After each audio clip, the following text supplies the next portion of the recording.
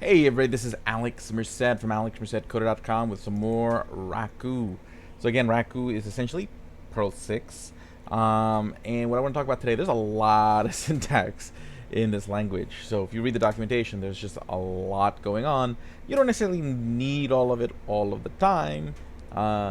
Like, there's enough that if you understand how to do things in JavaScript, you can do things in Raku, but it offers you so many more options and so many ways to do every little thing, which I'm sure has its benefits from time to time. So what I want to talk about today is arrays. Okay, so generally, oh, let me refresh this. Yep.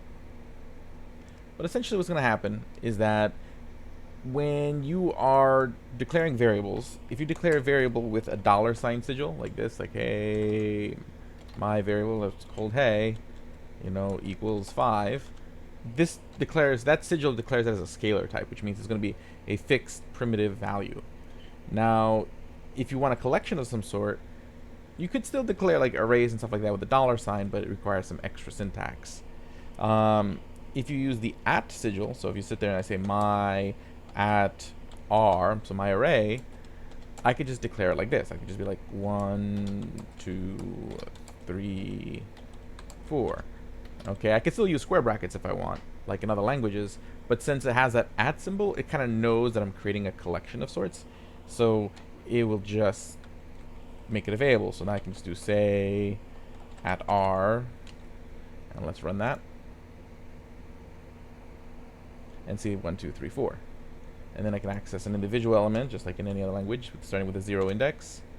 So that should be 1. Cool. And far as like a key value pair, there's hashes. I mean, there's also basically lists are the immutable version of an array, and maps are the immutable version of a hash in Raku. So arrays and hashes are the mutable versions, hashes being the key value pairs. So basically, if I wanted to do a hash, so we're going to change this to my hash. We'll call it hashy, just to not trip over any reserved words. You would just sit there and say like,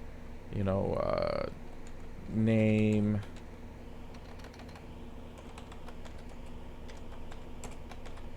Alex, age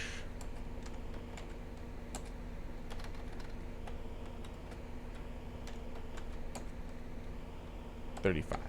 Okay, and that would work because, again, with the at symbol, it knows that you're trying to create a collection, so it just creates the appropriate collection for the data you give it. If you don't do it, then you can use curly brackets, and then there's some colons involved. Honestly, I would just find it easier just to use the at symbol for your, and then it makes it easier to know what variables are what. These are collections. These are individual scalar types when I use a $sign. So that's not necessarily a bad thing. It makes it kind of clear what variables hold what.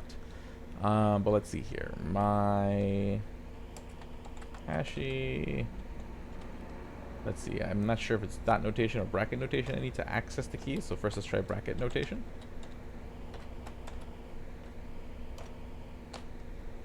So hashy name. Let's see if that works. Or actually, no. Let's set this. This should be say. So let's see here. For string to number, base number. Okay, so maybe it is dot notation. So let's try dot name. Yep. Okay. Wait a second. Oh, that's just the name of the variable. Okay. Is it like dot get? Dot get name. Watch that be the thing. Okie dokie. Well, set would be the set of value, so one moment. Okay, first note, just to take this even further, you don't even need these quotation marks for the keys if you're using the at symbol. So that's 1. Okay, and then I think this would be, you actually have to use these curly brackets, which is weird, but okay. And let's see if that works. Okay, undeclared routine, name used at line 2. Well, let's do this. Run. Let's just say the hash. So the hash has the two values. Wonderful.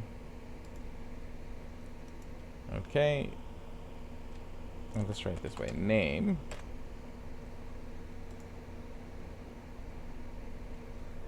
Interesting. How do we access the hash? The documentation on this is actually quite horrid. So let's see here.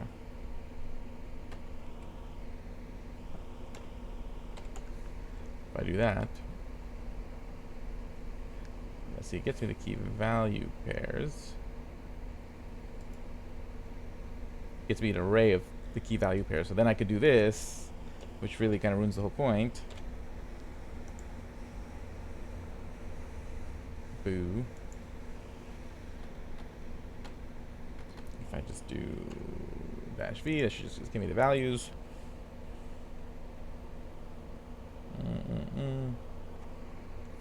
Okay, these key values.